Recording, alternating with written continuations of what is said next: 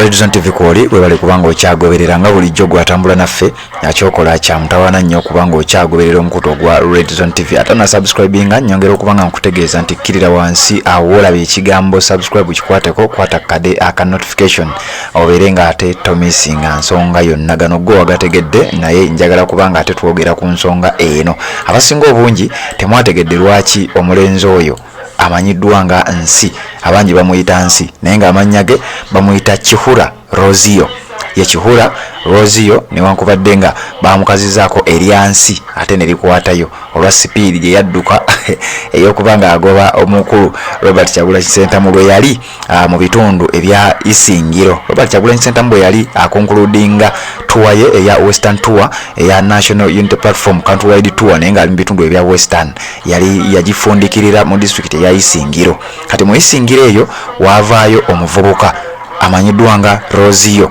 Kihura Rozio eyagoba emmotoka okugifiirako ng'ategeeza nze bannange yamuyitanga president yamuyitanga Bobi Wine Bobi mpa ku nnyondo baaba. Omusajja yali ayagala nnyondo yokka yali talina kirala kyonna kyayagala wabula oluvannyuma Secretary General w'ekibiina kya NUP David Lewis Rubongoya n'agenda n'amunoonya naga newankubadde kale wali oyagala nnyondo naye ogwo omukwano gwe walaga His Excellency Robert Kyagulanyi Ssentamu jangu olabe ne bamuleeta n'amusisinkana era oluvannyuma lw'omusisinkana n'amubuuza ki kyoyagala tukolere kubanga tutegedde otwagala nnyo nze nga His Excellency Robert Kyagulanyi Ssentamu tukitegedde nti otwagala nnyo naye wandyagadde tukolere ki ono nno kyekimu ku lessons abantu abasinga ze bakutegeezezza oyige mu nsonga ya Nsi oba Rozio. Omusajja wattu emirimu gye yali akola gyali gyakukakalukana nnyo wabula nga ye ekirooto kye kyakufuna bajaji ne bweba simpya ne bweba si kasiteba piki. In fact yali na bajaji wabula piki kasitaba nga afunye piki nga His Excellency bw'omumanyi n'ategeeza nti munayi okusinziira ku kwagala oba omukwano gwe watulaga guno omukwano tetusobola gugula wabula ekyo kyoyagala kintu kitono nnyo era tugenda kikubwa. Musajja watu n'asagambiza n'alowooza byakusaaga. Kakati olunaku olwajjo Robert Kyagulanyi Ssentamu His Excellency n'agenda n'akwata omulenzi ono n'amugulira bajaji empya ne helmet empya n'abanga ate agenda yeeyagale ave emirimu gy'abadde akola oba oliawo agende abeeko ensonga endala zakwasaganya nga ye ng'omuntu era nga bw'abadde akyagala nga bwe kibadde nti kyekirooto kye. Kankulage wano obutambi abamu bwensubira okuba nti wabulabye wabula n'atannabulaba ngenda bukulaga wabula nga sinakulaga butambi buno kansooke nkuyisizeewo kano ate tubeere nga tweyongerayo. Z'obufumbo olina omwami naye ng'akutawanya olina omukyala ng'akutawanya bajja ne bakwagalako ne bagenda gwe alina ebizibu mu byenfuna nga sente zikuyita mu ngalo wooteeka sente zifa bufi boowola tebazza gwe aloota ng'ogwa mu nnyanja gwe alumizibwa omutwe nga guganja okuwona naawe aloota ng'ebintu bikozesa ensonga z'obufumbo nina ekifo ku mugga awali amayinja wennyambululirako ebisiraani ekikwa ekifiiriza omudibo obutaganja obutawiibwa nzijanjaba abantu ab'enzikiriza zonna nsiŋŋaanibwa njeru ku lw'ejjinja gwanjagala kuba ku nnamba yange eyo naawe aliye wale nnyo yita ku WhatsApp.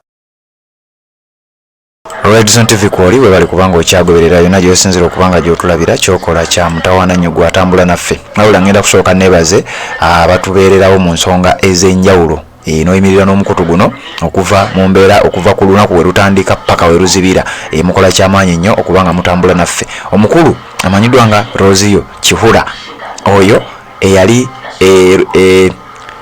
Isingiro n'agoba emmotoka ya His Excellency ng'ayagala kimu nnyondo.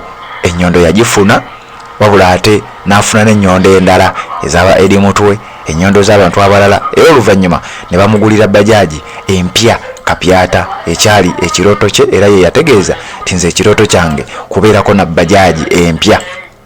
Robert Kyagulanyi Ssentamu His Excellency yagenze n'ategeeza ku mukutu gwe ti our brother Kihura Rozio aka Nsi biggest request was to get a brand new motorcycle.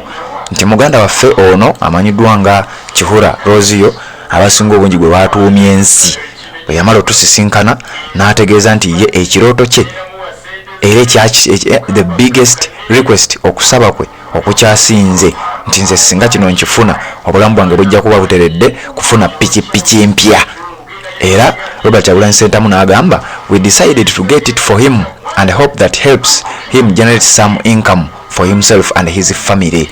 Nti wano ng'ategeeza nti twasazeewo netugenda netugimufunira tukakase nti egenda muyambako okuyingizayo kasente olwoli awo n'okuyamba famire ye, kubanga twategeera talina famire bambi gyayambako newankubadde ng'ate embeera tebadde nnungi nnyo mu bulamu bwe nga bwe mukitegedde, wabula twasazeewo tumugulire bajaaji eno egende muyambeko bambi ayingize kasente ate ayambeko ne ku famire ye. Thanks to everyone who has come through to support him and indeed all other comrades indeed.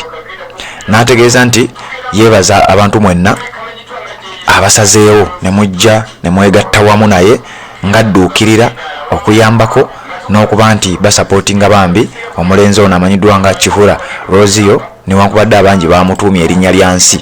N'ategeeza mwebale mwenna bambi abamusabidde essaala abamubeereddewo n'ensonga zino nga zigenda mu maaso. Oli ku mukutu gwa Red Zone TV, yagala nkulage wano ku butambi buno ate embeera nga bwe yabadde nzije oluvannyuma tubeere nga tweyongerayo. Ate na subscribe nga kikole kirira wansi awo olabe ekigambo subscribe kikwateko oluvannyuma abeere nga ate tomisinga nsonga yonna ku mukutu ogwa Red Zone TV.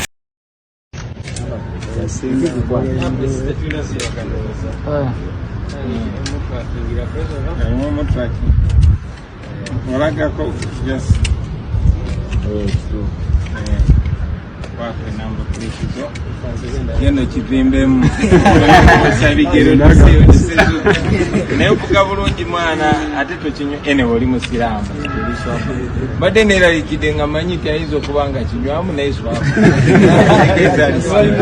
bulungi olina rasita wedda naye singa bakikubye nnyo ttaano soko tukubemu awo kapikyanga tuvimbye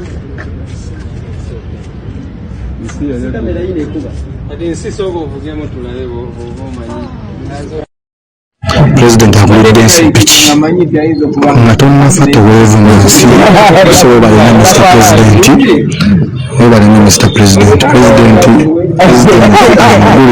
piki nga kabyata yiyo mpya ekyaliko n'akaveera n'abaplate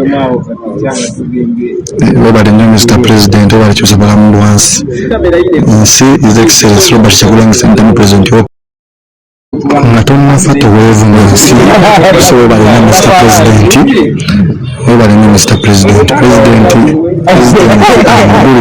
piki nga kabyata yiyo mpya ekyaliko n'akaveera n'abaplate webalina Mr. President webale kyusa balamu lwansi nsi His Excellency Robert Kyagulanyi Ssentamu President w'okumi amugulidde piki